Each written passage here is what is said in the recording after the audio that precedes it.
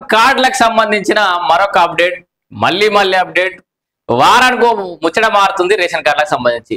నిజంగా ఈ అధికారులను ఏమనాలి, లేకపోతే ఈ నాయకులను ఏమనాలో అర్థమైతలేదు. మరి సర్కార్ ఎటు పోతుంది, వీళ్ళు ఏం చేస్తున్నారు వాళ్ళకన్నా తెలుస్తుందా లేదా, ప్రజలు ఎందుకు ఇట్లా గందరగోళ పరిస్థితులకు నెట్టివేయబడుతున్నారు అనేది కూడా అర్థమైతలేదు. ఒక్కసారి వార్త వస్తే నేటి రేషన్ కార్డుల పంపిణీ వాయిదానట. ఇదిగో రేషన్ కార్డులు, అదిగో రేషన్ కార్డులు అని చెప్పేసి మస్తు రోజులు చెప్తా ఉన్నాం మనం.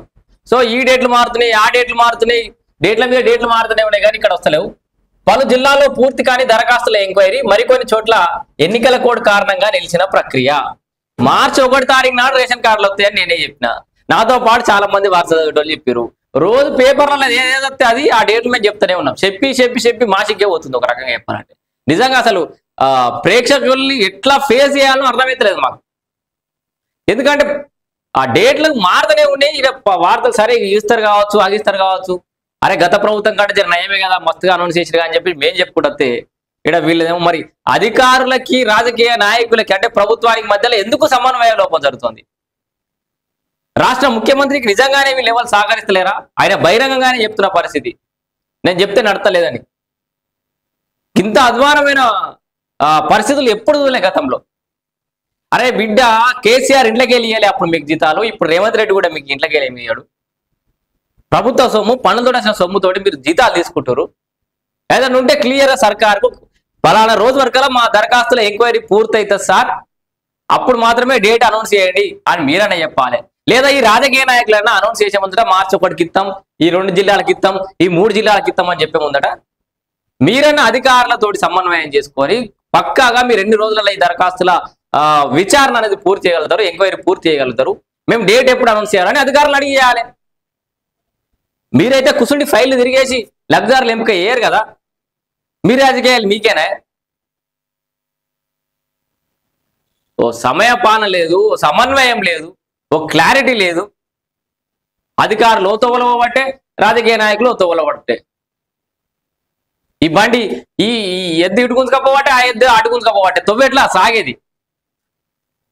జిల్లాల్లో పూర్తి కాని దరఖాస్తులు ఎంక్వైరీ, మరికొన్ని చోట్ల ఎన్నికల కోడ్ కారణంగా నిలిచిన ప్రక్రియ. ఈ ఎన్నికల కోడ్ చాలా కూడా ఎమ్మెల్సీ ఎన్నికల కోడ్ ఉందని మనకు కూడా చెప్పినా, మత్తుగా ఎప్పుడు వచ్చినాం. అయిపోయి ఎమ్మెల్సీ ఎన్నికల కోడ్ కూడా అయిపోతుంది. ఇక 2 రోజులు అయితే రిజల్ట్ వచ్చినంటే ఓడిపోయా. ఇంకేమున్నది? ఈ లోపల మీ ఎంక్వైరీ అయితే పూర్తి కావాలి కదా. ఆ 3 జిల్లాలన్నా పూర్తి అయిందా? మీరు 1 తారీఖు ఇస్తా అన్న 3 జిల్లాలనే ఎంక్వైరీ పూర్తి కాలే. మిగతా ఉమ్మడి 4, 5, 6 జిల్లాలల్లా ఎప్పుడు ఎంక్వైరీ పూర్తి అవుతుంది? ఎప్పుడు రేషన్ కార్డులు ఇస్తారు? సగం ఇచ్చి సగం ఇవ్వకపోతే ఏమనుకుంటారు? మరి డేట్లు మారితే ఏమనుకుంటలేరు అనుకుంటారా మీరు? అసలు అధికారులు నిజంగా ఏ అధికారి సహకరిస్తలేడు, ఐఏఎస్ సహకరిస్తలేరు అంటారు. తీసిపడేయరు, ఆ వింగ్ నుంచి మార్చేసేయరు, వేరే దాంట్లో కోసేసేయరు. విశిష్ట అధికారాలు ఉన్నాయి కదా రాష్ట్ర ముఖ్యమంత్రికి, మంత్రులకు అధికారాలు ఉన్నాయి కదా ఏం చేయాలనేది. మీ రాజకీయాలు మీకు, వాళ్ళ అధికారుల పనితీరు వాళ్ళకి. మెల్లగా ఎంక్వైరీలు రోజుల తరబడి, నెలల తరబడి, సంవత్సరాల తరబడి ఎంక్వైరీలు చేసేది. ఇక చూడండి, నేడు కొత్తగా 1,00,000 రేషన్ కార్డులు పంపిణీ చేయాలని ప్రభుత్వం ప్రాథమికంగా నిర్ణయించిన ఆ కార్యక్రమం వాయిదా పడింది. పలు జిల్లాల్లో కార్డులకు సంబంధించిన దరఖాస్తుల విచారణ పూర్తి కాకపోవడం ఇంకేందిగా, మరికొన్ని జిల్లాల్లో ఎన్నికల కోడ్ అమల్లో ఉండటమే ఇందుకు కారణమని సమాచారం. ఇక్కడ ఏం సమాచారం వచ్చినా ఇది అయ్యే పనులకి కనబడుతుంది.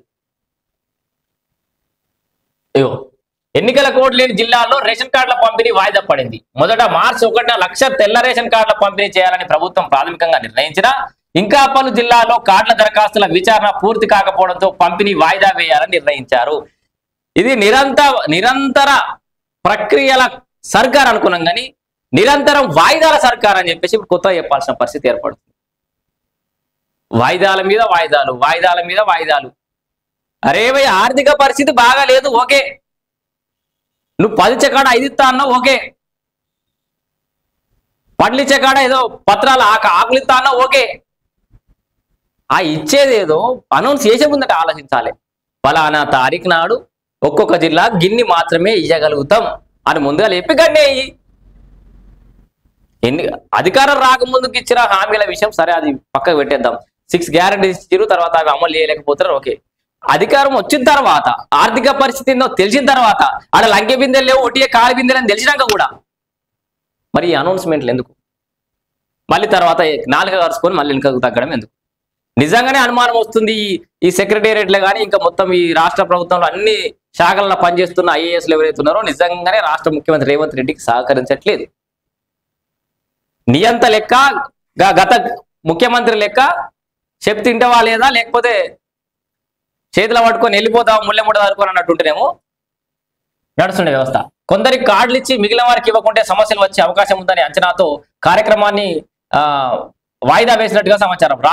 రాష్ట్ర వ్యాప్తంగా లక్షలాది మంది రేషన్ కార్డుల కోసం ఎదురు చూస్తున్నారు. ఎన్నికల కోడ్ అమల్లోకి రావడంతో వాటి విచారణ వాయిదా పడింది. కోడ్ ముగిసిన తర్వాత అప్లికేషన్లు విచారణ చేసి అనంతరం పంపిణీ కార్యక్రమాన్ని చేపట్టినారు. ఈ నెల 8 కల్లా కోడ్ ముగియనుంది. అనంతరం అప్లికేషన్ల ప్రక్రియ ముందుకు సాగనుంది. అరే 8 తారీఖు వరకల్లా ఎలక్షన్ కోడ్ ఉంటే విచారణకైతే అడ్డం లేదు కదా. మీరు లబ్ధిదారులను పక్కాగా రెడీ చేసి కార్డులు ఇవ్వడానికి అయితే అడ్డం లేదు కదా. ఇంటర్నల్గా మీరు ఆఫీసులలో పని చేసుకోవచ్చు కదా.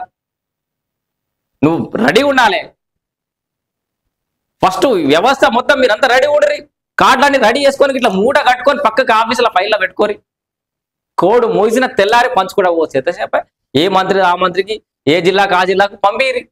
జిల్లాకు మంత్రి వాళ్ళ జిల్లాలలో కార్యక్రమాలు పెట్టుకొని దన్న ఒకటే రోజుల ఆ జిల్లాలో ఉన్న అన్ని మండల కేంద్రాలలో దన్న తీసుకుంటాడు. పెద్ద విషయం కాదు. కార్డులు అంటే బరువులు కాదు. ఇద్దరికి ఇచ్చిండా వెళ్ళిపోయాడా, మిగిలిన ఆడు ఎవడో మీ పార్టీ వాడు ఉంటాడు కదా, చిన్న చిత్క లీడర్లు గల్లీ లీడర్లకి ఇస్తే వాడే వచ్చుకోవడం పోతాడు. గింత అడ్మినిస్ట్రేషన్ రాకపోతే, గింత మేనేజ్మెంట్ తెలియకపోతే ఎట్లా? ఇవి వాయిదాలు వేసుకుంటున్నాయి ఓరిగా. నాకైతే చెప్పి జనాలకి ఏమని చెప్పుకుంటూ రావాలి? ఎంతగానో చెప్పుకుంటూ వస్తాం. ఇక వస్తాయి రేషన్ కార్డులు, వస్తాయి రేషన్ కార్డులు, ఇక వాయిదా పడ్డది, ఇగో ఎన్నికలకు కూడదని వస్తలేదు, ఇగో ఈ 3 జిల్లాలు వస్తున్నాయి, గింత ఫస్ట్ గీ లిస్టుల గింత వస్తున్నాయి. మేమే కన్ఫ్యూజ్ అయిపోతున్నాం. పౌర సరఫరాల శాఖ ఓడి చెప్తుంది, ఇక్కడ ప్రభుత్వ అధికారులు ఓడి చెప్తారు, సెక్రటేరియట్ నుంచి ఒక ప్రకటన రిలీజ్ అవుతుంది, ఒక మంత్రి ఒకటి చెప్తాడు, ఇంకో మంత్రి ఇంకోటి చెప్తాడు, సంబంధం లేని మంత్రులు ఆ శాఖకి సంబంధం లేని మంత్రి ఇంకోటి చెప్తాడు. సరే ఎంత స్వేచ్ఛ? కాంగ్రెస్ అంటేనే ప్రజాస్వామ్యం, కాంగ్రెస్ అంటేనే స్వేచ్ఛ అంటే మరీ ఇంత స్వేచ్ఛ పనికిరాదు. సీరియస్గా చెప్తున్నా. రాష్ట్ర ముఖ్యమంత్రి గారి దృష్టికి పోతేనే చెప్తున్నా. చాలా అధ్వానంగా ఉంది పరిస్థితి. ఇంత స్వేచ్ఛ పనికిరాదు. ఏం కాదు, భయంలో పెట్టుకోరి, ఇబ్బంది ఏం లేదు.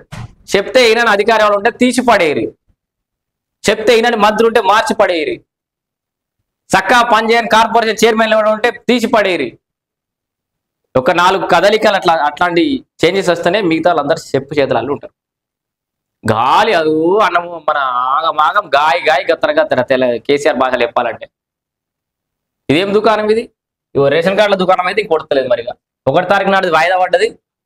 మళ్ళీ ఇది దాన్ని ఏమంటారు చూడు, మా ఇంట్లో రేపు లడ్డుల భోజనం అని రాసి పెట్టినట్టుంది. ఇక రేషన్ కార్డులు ఇక రేపే, ఎప్పటికి రేపే. సెక్రటేరియట్ కాడ ఒక పెద్ద బోర్డు కొట్టించి రేషన్ కార్డుల పంపిణీ ప్రక్రియ రేపటి నుంచి అని రాసి పెట్టుకోరు. ఇక ఆ ట్యాంక్మాన్ మీకల్ పోయేటోడు వచ్చేటోడు చూసుకుంటూ పోతారు రోజు. ఇక రేపే కావచ్చు.